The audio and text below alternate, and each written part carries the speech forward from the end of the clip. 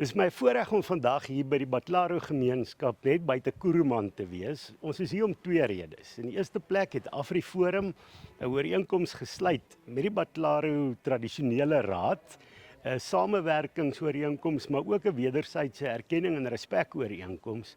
Maar is ook lekker om hier te wees om te sien hoe die gemeenskap vandag ook 'n leeuhoender projek bekendstel om ekonomiese ontwikkeling hier te bevorder. Ons mense is hier om ook bepaalde advies te gee en kundigheid oor te dra. Nou die vraag is, waarom is hierdie belangrik? Is natuurlik die regte ding om te doen, maar ons sien op 'n politieke vlak is daar vanuit die politieke elite binne die ANC en sommige van die meer linkse media 'n poging om AfriForum te isoleer en te maak asof almal in die land nou kwaad is vir AfriForum. En op grondvlak is dit nie die geval nie.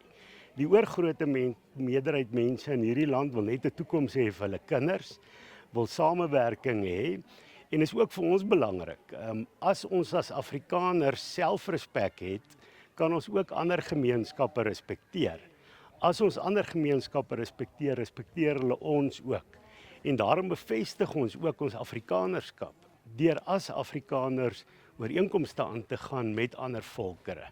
En dit is die beste manier om die toekoms te bestendig, dat ons ook vir ons kinders 'n toekoms bou hier aan die suidpunt van Afrika. Today is the beginning of a journey. We were launching the chicken project. We call it Bagamotloare Chicken Project. Now, because the AfriForum partnered with the National House of Traditional Leaders, then they pledged that they're gonna fund or donate the chickens for the Bagamotloare Traditional Council to start up the project. And the reason why they pledged that is because they want Bagamotloare to sustain themselves, to maybe generate an income for the community.